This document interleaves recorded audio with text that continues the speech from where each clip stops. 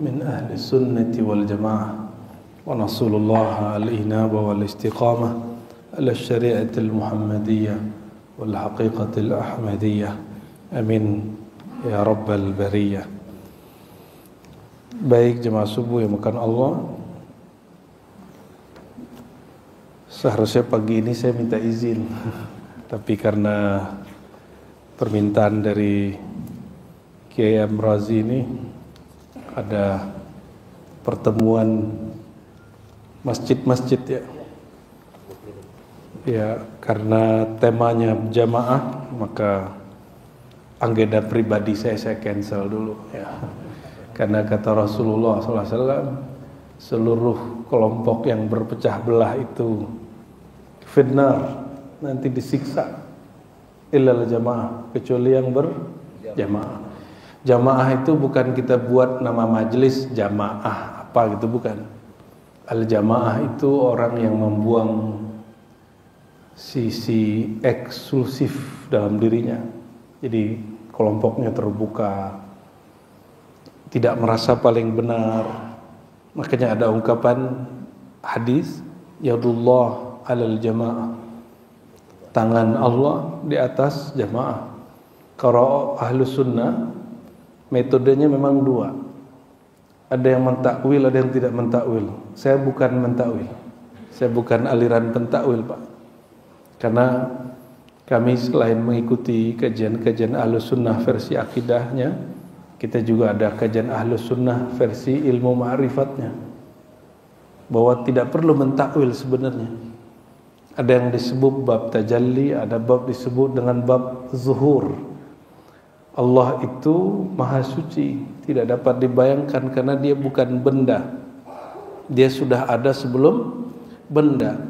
Maka jika disebut kata tangan bersemayam, jangan dibayangkan itu tangannya makhluk, tangannya benda, karena Allah bukan benda, Allah bukan jasad, bukan jisim. Makanya kita tidak perlu takut menyebut kata tangan Allah. Kita tidak perlu mentakwil kalimat Allah bersemayam. Kenapa? Semua orang yang berakidah ahlus sunnah sudah faham makna Allah turun itu bukan berarti Tuhan turun dari atas ke bawah. Karena yang turun dari atas ke bawah itu benda, benda hidup. Kalau Allah itu zat yang menciptakan benda hidup itu, bahkan yang menciptakan kata turun itu sendiri ya. Maka ada yang disebut tajalli ya. Namun karena orang belum ketemu polanya, misalnya ada ayat Allah, jika kamu mendekat kepadaku, ini hadis qudsi, jika kamu mendekat kepadaku sejengkal aku datang kepadamu sahasta. Jika engkau datang kepadaku berjalan, aku datang kepadamu berlari. Dalam pandangan awam berlari itu ya lari. Tapi kalau kita faham, kita lari dengan jasad, Allah lari bukan dengan jasad. Yang dimaksud adalah baru boleh memaknai, mentakwil. Isbatkan dulu sifatnya, tetapkan dulu sifatnya, jangan kemudian langsung ditakwil-takwil. Kadang hari ini banyak orang berahlus sunnah tapi malah dia terjebak kepada aliran baru namanya Mu'tazilah, tapi Mu'tazilah neo ala sunni-sunnian. Ya, kita nggak mau begitu. Ini kalau beres Pak, sunni ahlus sunnah kita sewaja dengan salafi nggak akan banyak bentrok. Ya. Cuma karena kita nggak mau masuk ke sana, mulai aja pembahasan serius, udahlah Ustadz, nggak usah bahas yang tinggi-tinggi. Ya, tapi di sini kajiannya agak tinggi Pak ya, mohon maaf. Di setiap pagi pertama Ahad kita buka kitab kajian, kitab Ahlus Sunnah wal Jamaah. Dan kita sudah pernah buka kitab akidah tertua, yaitu akidah Abu Hanifah. Abu Hanifah wafat 110 Hijriah.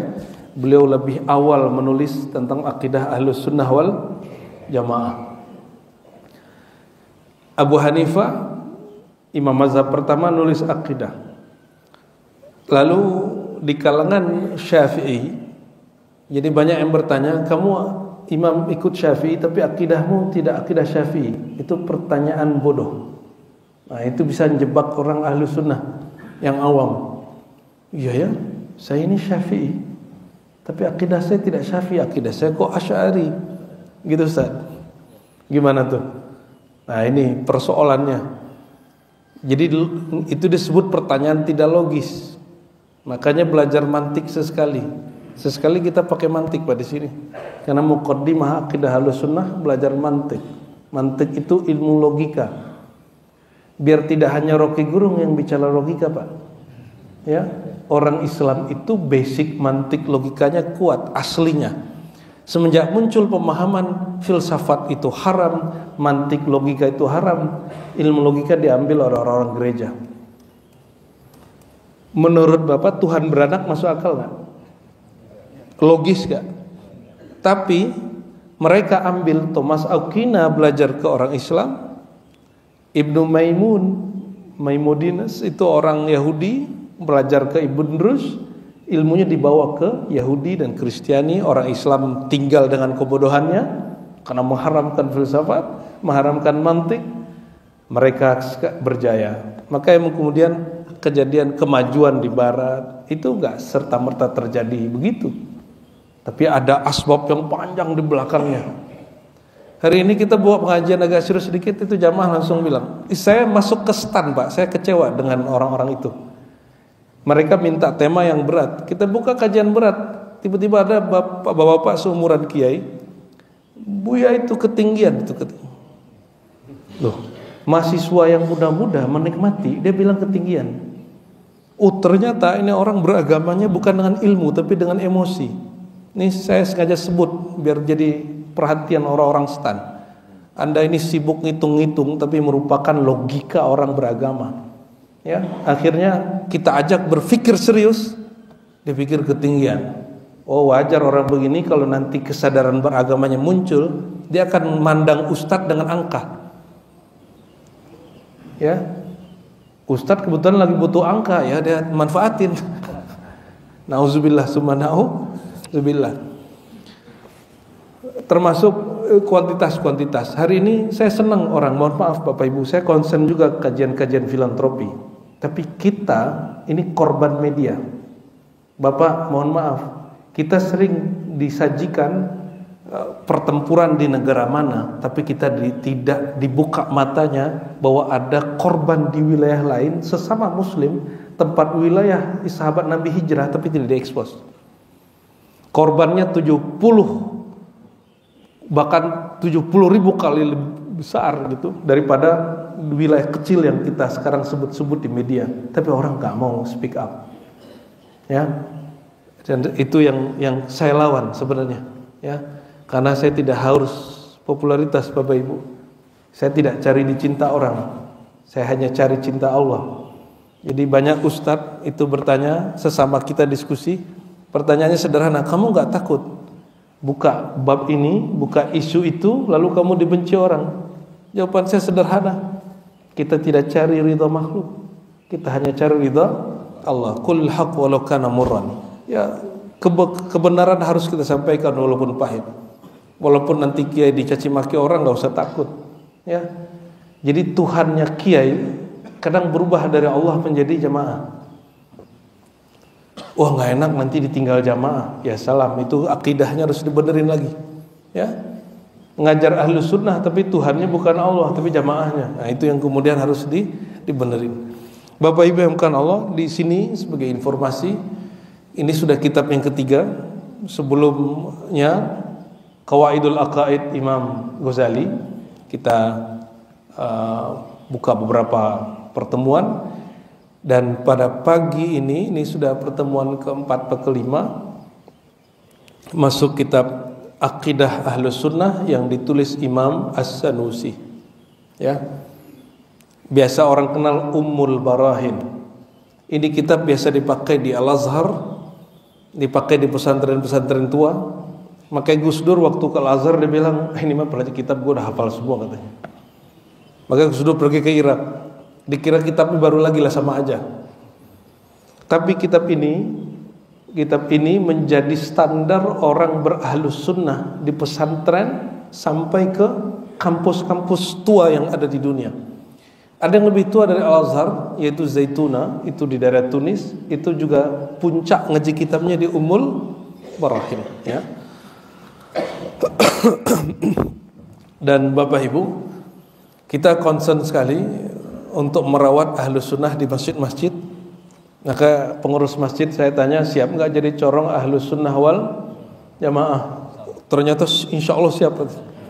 Ya udah, kita siapkan waktu insya Allah sekali sebulan, saya sampaikan begitu. Kita bedah kitab-kitab ahlus sunnah wal jamaah.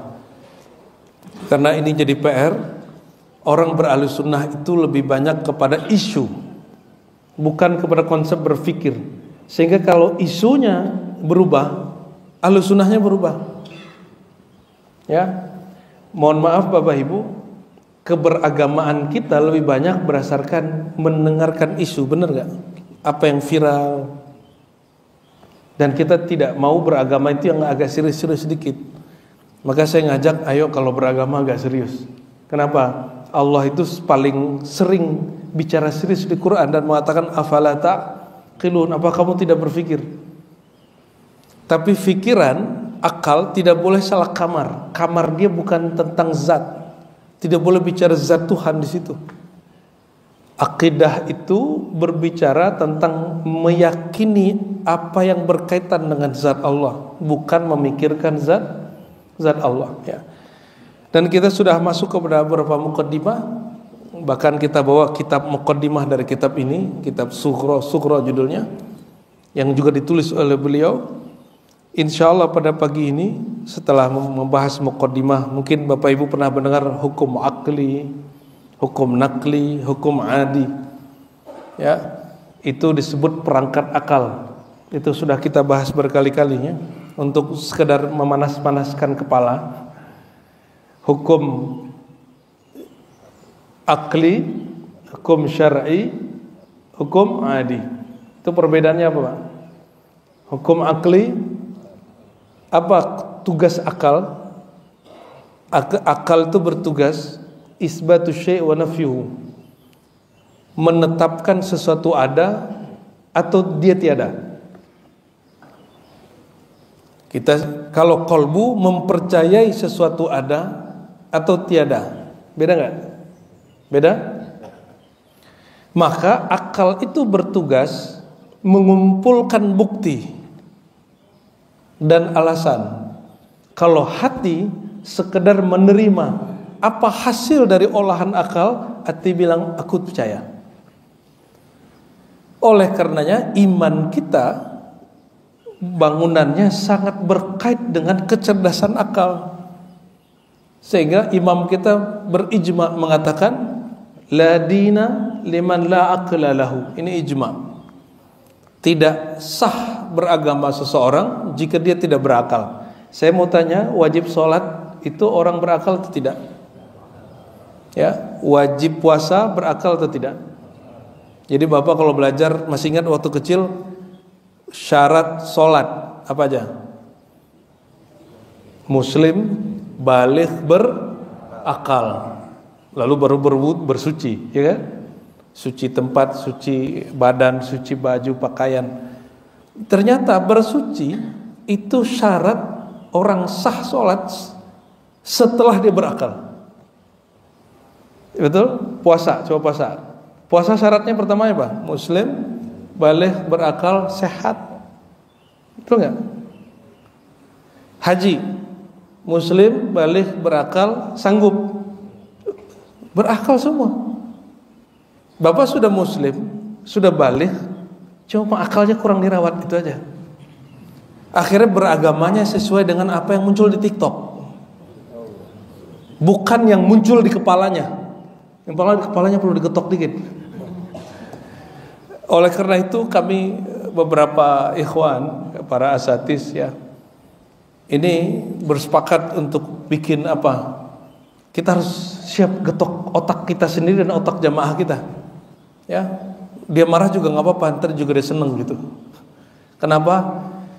Karena semua syarat-syarat yang ada di dalam fikih, usul fikih, akidah berasal, bukan bermuara lagi, berhulu kepada akal, wajib ilmu akliyat ini kemudian dikembangkan lagi, ya. Itu secara umum, Pak. Itu bab akal. Maka akal itu kalau punya hukum, pertama disebut wajib akli, mustahil akli, boleh secara akli. Saya mau tanya, api membakar itu wajib secara akal atau tidak? Api membakar. Oh, jadi kalau api tidak membakar nggak masuk akal.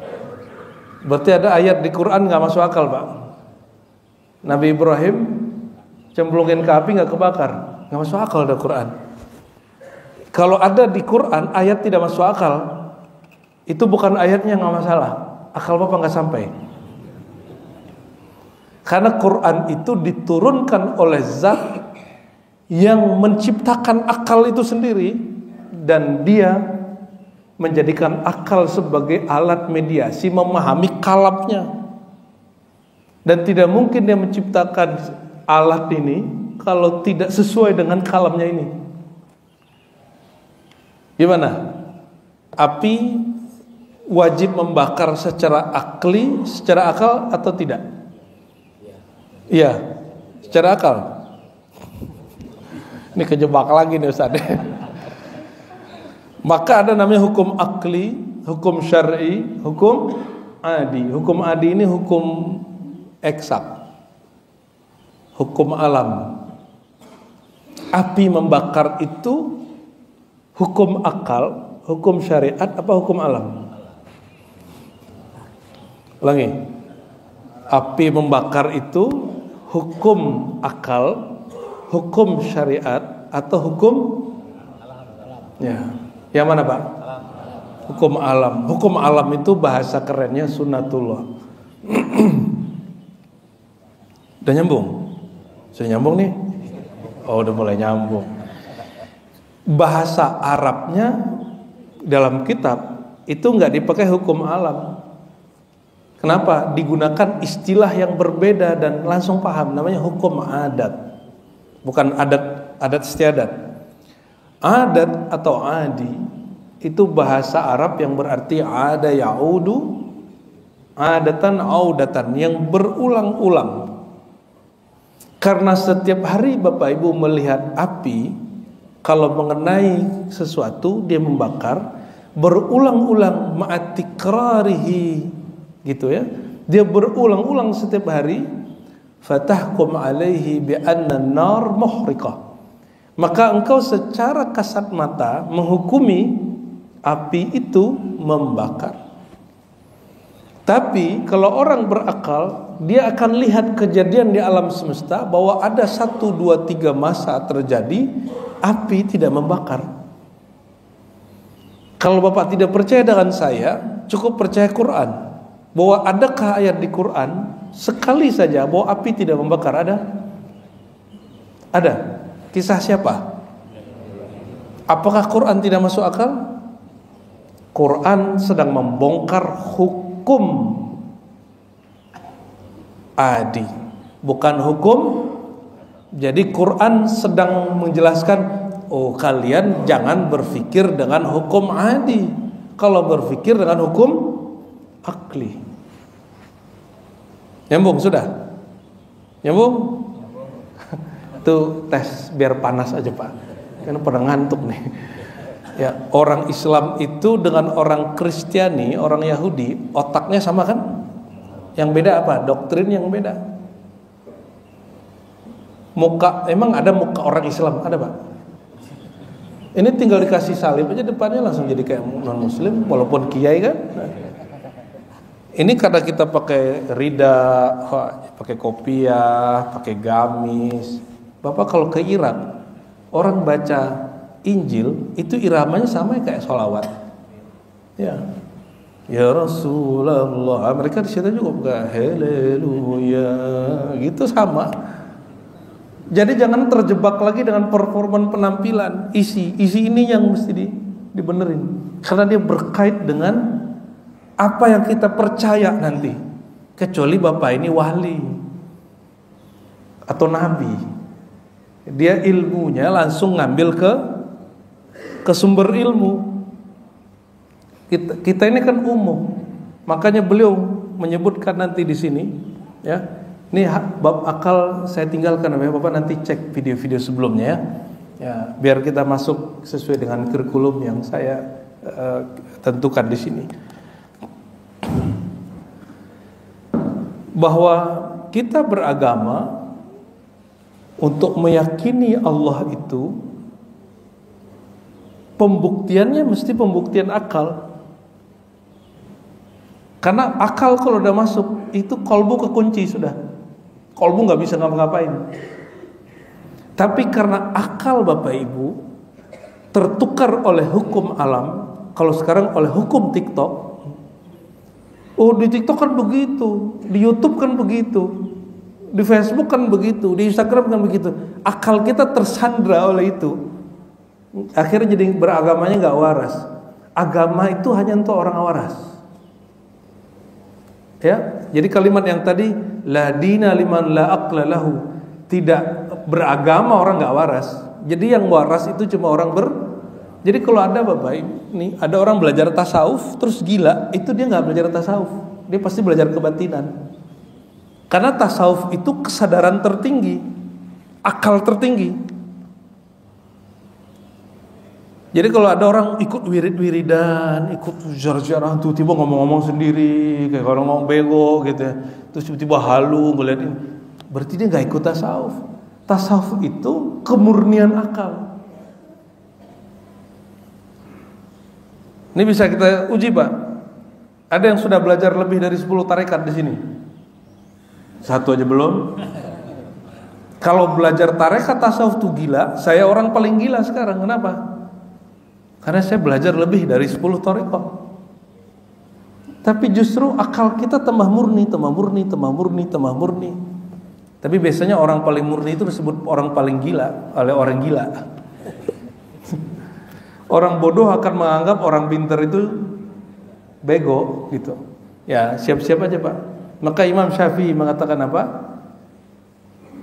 Aku siap kalah berdebat dengan orang bodoh, tapi aku tak mau kalah debat dengan orang pintar. Kenapa? Kalau debat orang pintar, ilmunya keluar semua.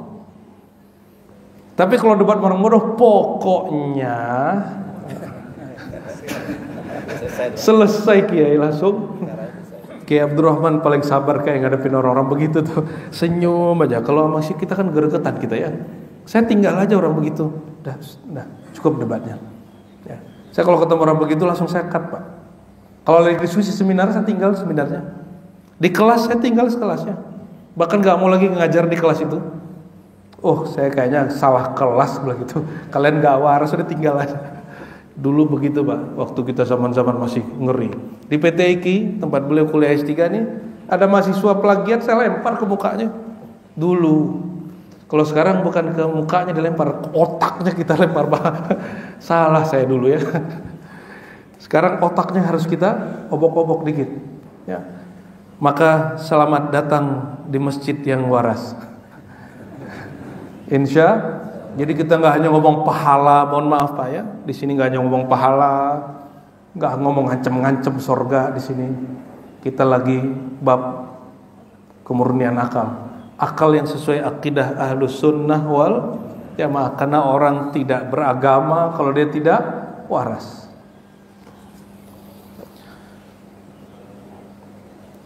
Al-kalam alal mukallaf ya.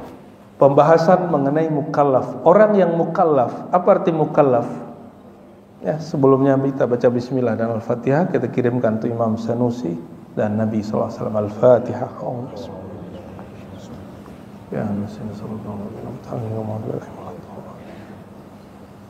Al-mukallaf artinya orang yang diberi beban oleh Allah.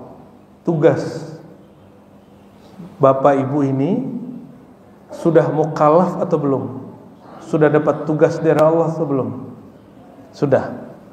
Maka siapa yang disebut mukallaf?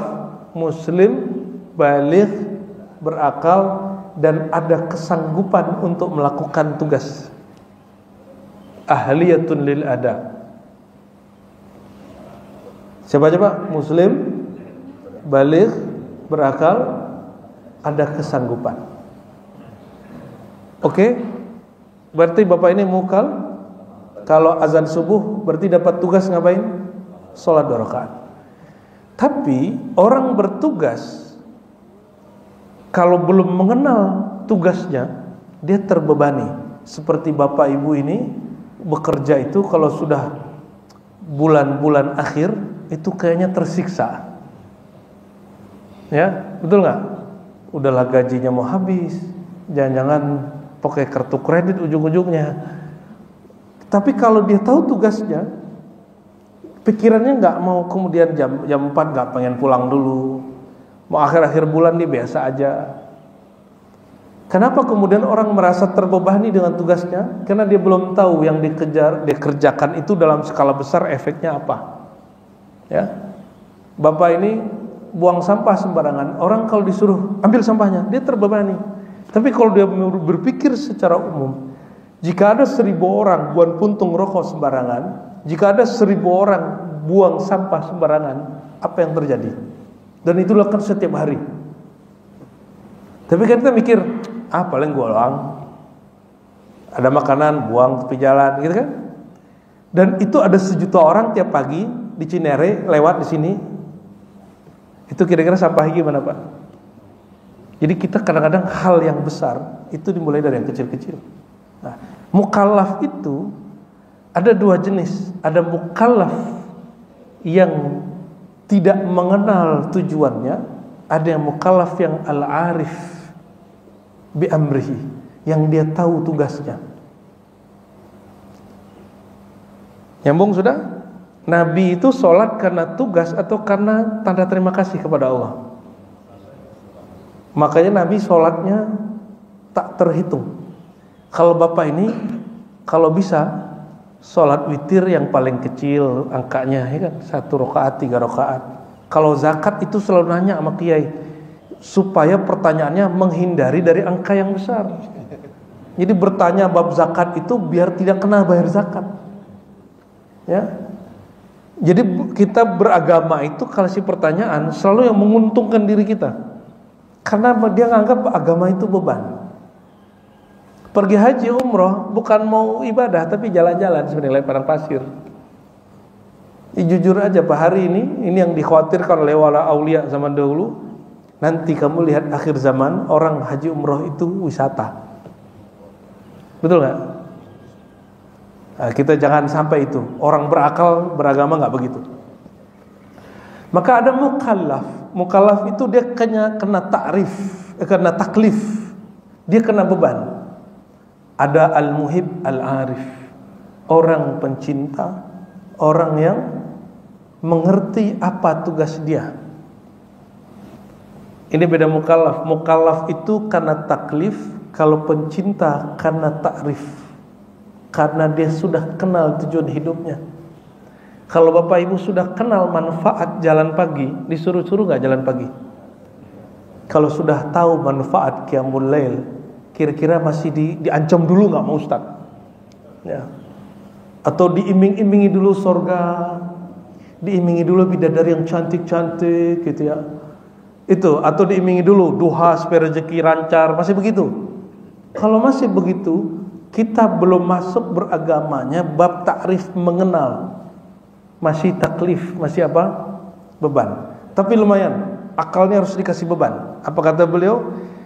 Yang wajib bagi mukallaf ketika dia awal mengatakan aku percaya kepada Allah, apa yang dia harus tahu? Yajibu ala kulli mukallafin syar'an, secara syariat, an ta'rifa ma yajibu fi haqqi maulana jalla wa azza, mengenal apa yang wajib diketahui pada diri Allah, pada zat Allah, pada sifat Allah. Apa yang wajib pada Allah, Pak? Yang mesti ada di pikiran kita tentang Allah apa? Apa? Wujud. Oke, bagus. Qidam baqo. Oke. Berarti udah ngaji sebelumnya. Sekarang kita belajar basicnya. Apa latar belakang wujud segala macam ini yang harus dibuka. Biar wujud kidam bako ini bukan hanya sekedar hafalan. Dan kita sudah bagus melihat masjid-masjid kita di Indonesia kebanyakan mendendangkan wujud kidam bako. Ini tanda ahlus sunnah berakar. Tapi kok banyak juga masjid yang kemudian ahlus sunnahnya itu masih lagu sifat 20. Belum ahlus sunnah, akalnya belum ahlus sunnah, apalagi kolbunya. Apa yang terjadi? Digoyang dikit isu-isu beragama, goyang, pecah. Ya, artinya beragamanya masih di lagu. Nah, lalu beliau mengatakan tidak hanya yang wajib kepada Allah, yang mustahil dan juga yang boleh. Ya. Ini sebagai contoh. Ini hukum akli, Pak, yang berkait dengan syariat. Allah menyiksa orang yang taat. Boleh atau tidak? Wajibkah Allah memasukkan orang taat ke surga? Wajib nggak?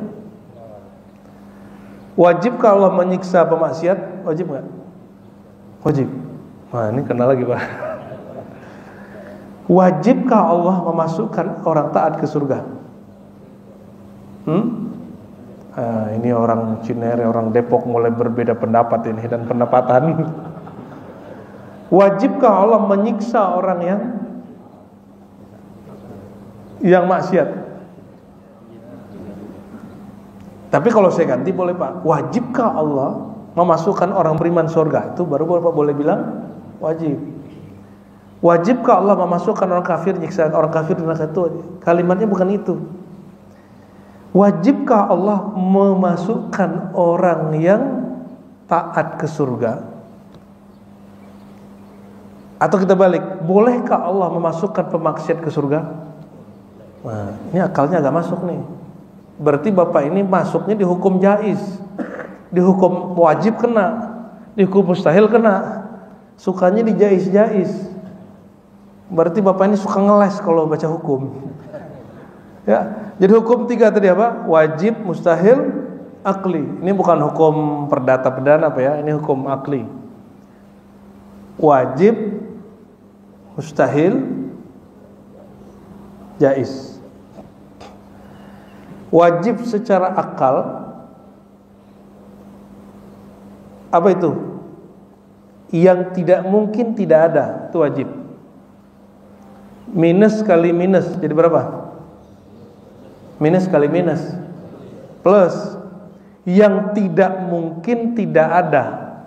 Tidak mungkin minus, tidak ada minus, jadi plus dia. Tidak mungkin tidak ada berarti dia ada apa enggak ada? Tidak mungkin tidak ada. Ada apa tidak ada? Akal itu menolak dia tidak ada, berarti dia ada. Sudah nyambung? Kalau mustahil itu tidak mungkin ada. Nyambung? Allah ini punya bini, punya anak. Ya, jangankan Tuhan, raja punya bini. Bininya lebih dari satu, Pak. Ya, apalagi Allah ntar bininya banyak. Ntar bini-bini cemburu-cemburu lagi. Ya. Raja punya anak, anaknya bertengkar nggak? Berebut kekuasaan. Jangankan di zaman sebelum Islam. Itu Turki Utsmani yang Bapak yang kena TikTok itu ya. Karena mengenal Turki Utsmaninya lewat TikTok dan YouTube, akhirnya menggebu-gebu mencintai Muhammad Al-Fatih. Bapak tidak tahu kalau dia membunuh saudara dia sendiri, membunuh keluarga sendiri untuk menjadi seorang khalifah. Mengerikan nggak? Jadi kalau Tuhan beranak, kok bisa-bisa anak Tuhan bertengkar, Pak? Seperti film-film Zeus, ya. Apalagi tuh Tuhan bawa palu, lucu juga Tuhan bawa palu ya. Anak Tuhan itu. Tapi kita terhibur, Pak. Jadi nonton begitu udah tahu dikebulin, terhibur lagi. Jadi akal ini suka dihibur emang.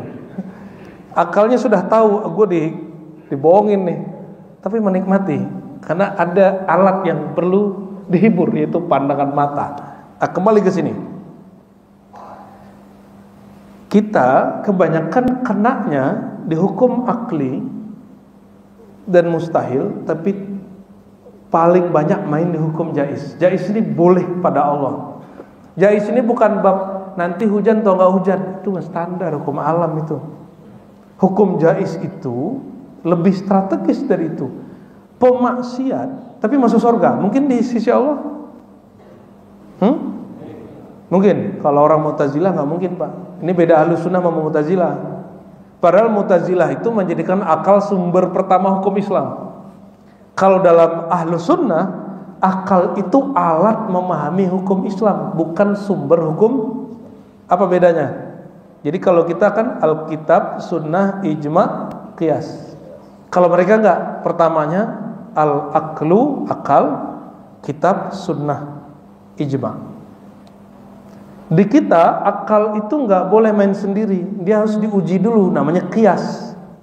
Jadi Alkitab, Ijma, Sunnah, Ijma, Qiyas. Jadi dia mesti diuji dulu, sudah punya kaidah-kaidah, baru dia boleh dijadikan sumber. Jadi yang sumbernya bukan akalnya, tapi sistem yang ada pada akal, disebut Qiyas. Bapak bersedekah, berzakat fitrah di sini pakai apa? Beras. Adakah Nabi pernah berzakat fitrah pakai beras? Oh enggak. Bapak Ibu nih kalau zakat fitrah pakai duit toh? Pakai duit kertas. Adakah Nabi berzakat fitrah pakai duit kertas? Enggak ada, apalagi sekarang duit digital. Kalau pakai Alkitab nggak ketemu, pakai Sunnah nggak ketemu, pakai Ijma apalagi ketemunya di Al-Qiyas, bukan di akal. Nah, akal yang dimaksud Ahlus Sunnah bukan akal yang dimaksud oleh Mu'tazilah. Akal mereka belum nyampe. Maka kelompok akliyun itu tidak masuk akal. Sudah nyambung? Ya, saya ulangin lagi. Sanggupkah Allah punya anak? Pertanyaan. Ini nguji akal, Pak. Sudah jam berapa ini? Ya. Sanggup kalau punya anak, Pak? Pak dosen gimana, Pak dosen? Sanggup? Oke, saya tampung aja dulu ya. Ada yang bilang sanggup atau tidak sanggup? Sanggup. Sanggup Allah punya anak. Oke, ada yang bilang tidak sanggup? Hah? Ya, berarti memang wajib ngaji begini nih. Ya. Wajib. Bapak ini kan rajin sholat subuh jamaah. Ya, artinya secara kesolehat zahir sudah dapat. Soleh akalnya belum, Pak. Akalnya belum soleh, Pak. Allah sanggup gak punya anak. Bapak ini berbentur di kepalanya. Kalau aku bilang tak sanggup, berarti aku tidak meyakini pada Allah berkudrat, gitu Pak ya. Kalau aku bilang, oh kalau gitu sanggup aja lah. Ada satu pertanyaan mesti dijawab, iya dan tidak. Ada satu pertanyaan, pertanyaannya nggak boleh dijawab iya dan tidak, tapi kembalikan kepada orangnya lalu kita bilang, bro, pertanyaanmu salah. Logika pertanyaanmu salah. Jangan keliru, logika dengan akal beda. Logika itu struktur berpikir. Kalau akal alat maka logika akal itu beda dengan logika empirik. Empirik itu hasil pandangan, hasil melihat. Logika rohani para sufi beda dengan logika akal. Logika para peneliti, logika peneliti apa? Kebenaran itu relatif. Sekarang saya mengatakan ini benar, besok bisa jadi ditemukan salah. Tapi kebenaran akal dia hampir permanen, Pak. Boleh saya sebut qat'i, dia permanen. Yang tidak permanen hukum empirik dan hukum tajribah, percobaan. Tapi hukum akal dan hukum rohani dia permanen, ya. Jadi kalau ditanya orang, sanggupkah Allah punya anak? Jawabannya apa? Pertanyaan Anda salah. Yang benar gimana? Pertanyaannya bukan sanggup tidak sanggup, kembali ke hukum akal. Wajib, mustahil, akli. Dari wajib, mustahil, jaiz ya. Mana yang pas pertanyaannya? Apakah Allah sanggup Atau apakah wajib bagi Allah? Apakah mustahil bagi Allah? Apakah jaiz bagi Allah? Yang mana yang pas?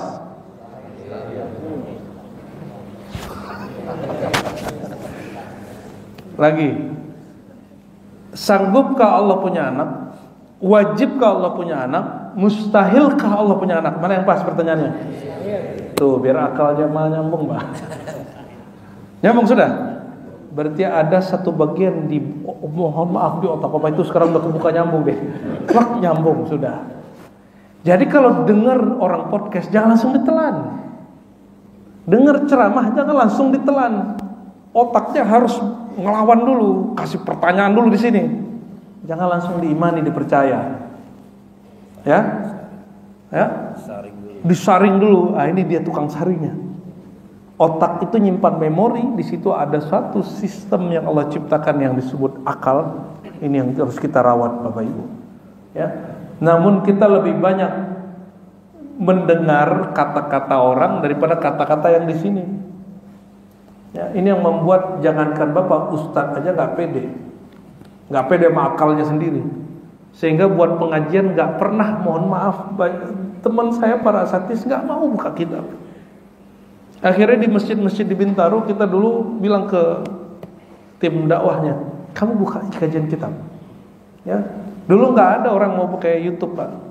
2013 kita di Bintaro kita sudah bikin di Bidobedo apa kita bikin pakai masuk YouTube. Ya, masuk tawarin ke TV segala macam teman-teman itu. Sampai akhir kemudian orang Ahlus Sunnah ini kan kismin, bukan pelit. Orang sebelah udah punya TV, kita nggak punya TV. Orang sebelah punya radio, kita nggak punya radio. Udah di YouTube deh yang gratisan. Ya, maka kita sangat menganjurkan kalau ini coro Ahlus Sunnah, kajian Ahlus Sunnahnya di fasilitasi dengan media. Karena dia live, Bapak hati-hati. Pematerinya betul-betul orang-orang yang juga berhati-hati. Ya. Ini zaman sudah berubah ya. Pertanyaannya kayak tadi, padahal Bapak ini sudah soleh bertahun-tahun. Pertanyaan begini, kalau Bapak bilang Allah sanggup, berarti Allah punya anak, Pak. Berarti Bapak musyrik dong. Nanti Bapak sebelum selesai ulang syahadat ya. Bapak bilang tidak sanggup, Bapak kafir. Kenapa? Karena menafikan sifat kudrat, bukan kun fayakun, Pak. Kun fayakun itu ujung dari kudrat. Kemampuan Allah melakukan sesuatu itu dalam password kalam kun fa, tapi nama sifatnya kudrat. Oke, kita balik pertanyaannya ya.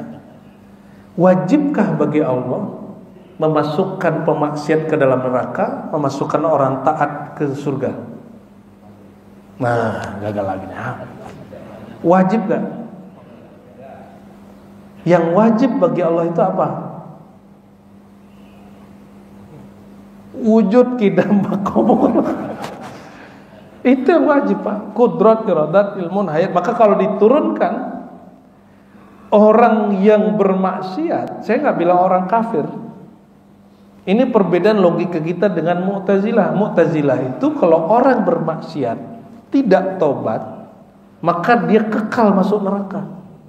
Kalau kelompok ekstrim Khawarij yang sekarang menjadi akidah kelompok teroris, orang bermaksiat beda faham kafir, kekal masuk neraka. Maka Mu'tazilah yang disebut kelompok rasional yang tidak rasional itu sama ekstrimnya dengan kelompok teroris hari ini yang mengatakan bahwa orang maksiat dengan orang kafir sama-sama kekal masuk neraka. Ini perhatiin, Pak, pertanyaan saya lagi. Ini biar Bapak hati-hati beribadah, jangan biar sombong. Sanggupkah Allah masukin orang taat ke neraka? Sanggup gak? Ya. Wajibkah Allah memasukkan orang taat ke surga? Tidak. Ya. Karena ada satu sifat yang ketiga, satu hukum ketiga namanya hukum jaiz. Apa yang jaiz bagi Allah? Semua yang jaiz secara akli, maka jaiz dalam hukum jaiz itu boleh masuk. Ya, bahwa Allah tidak boleh dituntut atas apa yang dia buat. Dan tidak ada yang wajib bagi dia kecuali yang diwajibkan atas dirinya. Ya.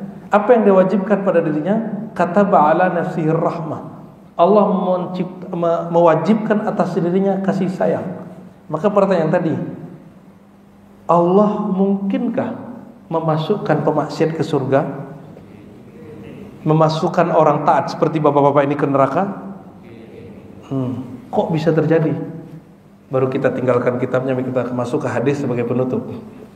Ada satu hadis, fawalladzi la ilaha ghairuh, hadis Imam Muslim. Inna ahadakum la ya'malu bi'amali ahli al-jannah hatta ma yakun bainahu wa bainaha illa dhira' fayasbiqu alal kitab fay'amal bi'amali ahli an-nar fayadkhulaha. Ya, kita baca potongan depannya aja. Demi zat yang maha pencemburu, fawalladzi la ilaha ghairuh, Allah maha pencemburu. Ini terjemahan bebasnya. Kalau terjemahan biasanya, demi zat yang tiada Tuhan selain dia. Kalau terjemahan rohaninya, demi zat yang maha pencemburu. Cemburu itu yang dipandang isi kolbu atau praktek zahir. Isi kolbu, Allah maha pencemburu melihat isi kolbu kita. Apa kata Nabi? Ada orang beramal dengan amal ahli surga, sehingga jarak dia dari surga hanya segini, sejengkal. Fayasbiqu alal kitab, tapi Alkitab telah menetapkan. Apa yang ditetapkan Alkitab? Kalau orang beramal tidak dengan kesadaran hati, satu saat di akhir hayatnya, innamal a'mal bil khawatim, hadis Bukhari, amal itu ditutup dengan khatam. Khatamallahu ala qulubihim, Allah mengkhatam kalbu. Maka sang khatam ini yang dari kalbu itu nanti dibuka, dikeluarin sebelum meninggal. Maka bapak wajib belajar ilmu kalbu supaya kalbunya dapat dipastikan, kalbunya apakah ikut taat atau tidak. Taatnya baru emosional atau sudah masuk taat rohani kalbu. Ya, nanti cek aja. Beda pandangan dikit marah nggak? Beda sedikit sama Salafi Wahabi ngamuk nggak? Ya, saya untuk ngadem-ngademin aswaja biar gak tengkar sama Wahabi ini susah juga Pak. Ya. Sampai ada satu jamaah ngomong ke kita gini, kita nggak ikut Buya yang sekarang, kita ikut Buya 2019. Oh, maksudnya apa?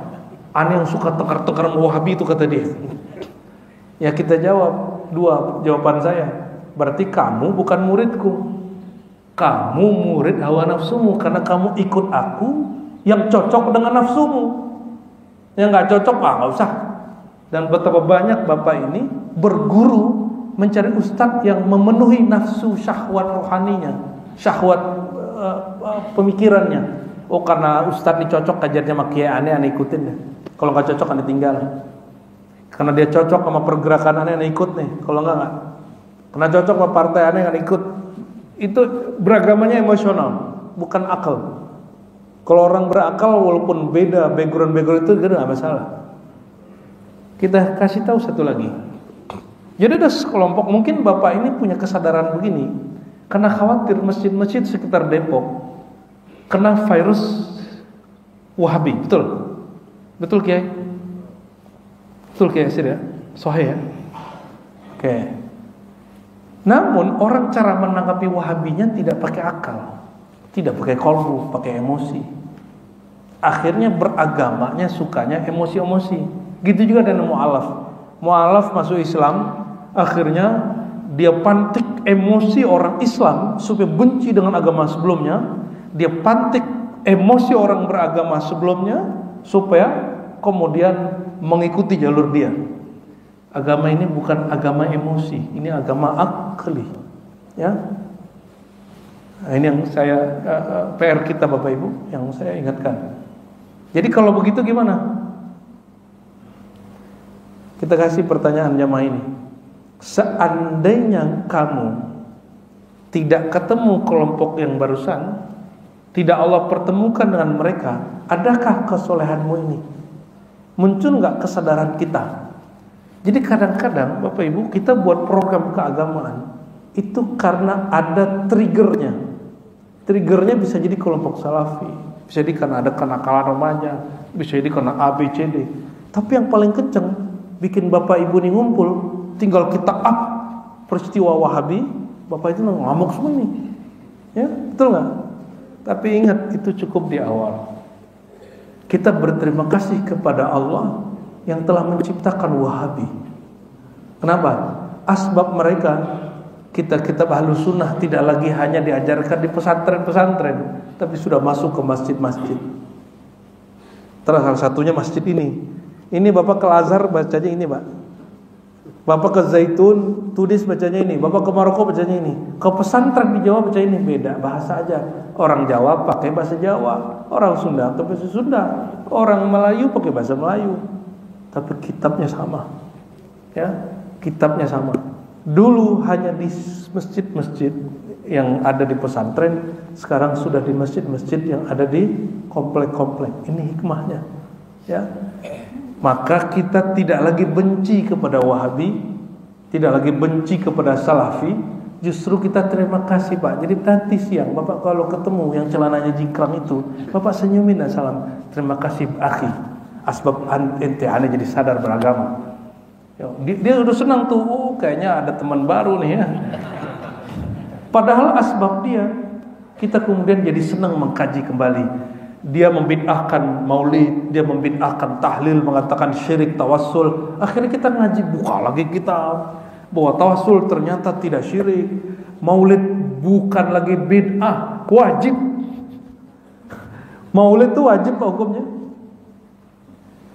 Orang kalau di suatu negara tidak ikut merayakan kemerdekaan lahir negara itu, dicurigai nggak itu orang?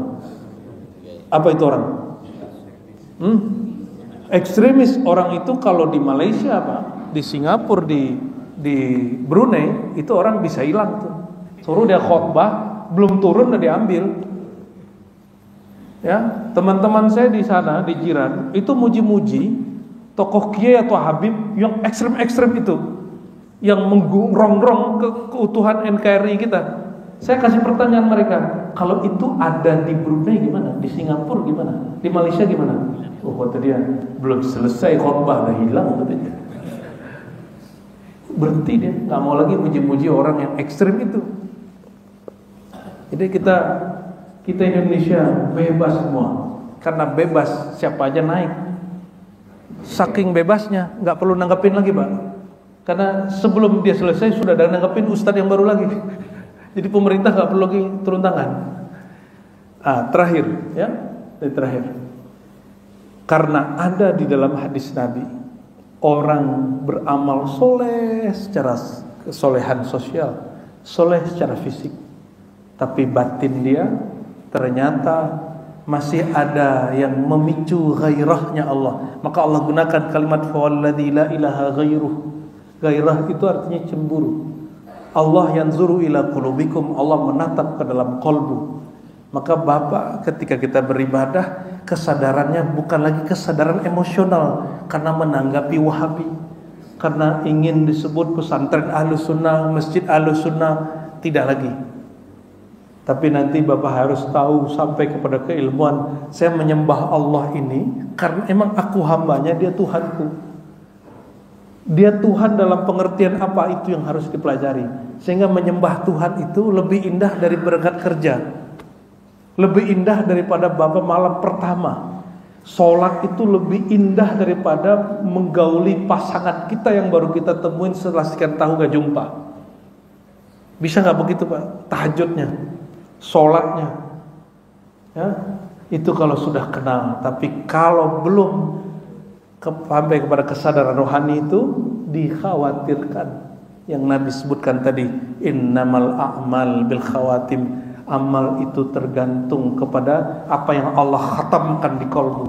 Ya, kalau dikhatamkan di kolbu adalah bab cinta, cinta itu yang keluar waktu sakaratul maut.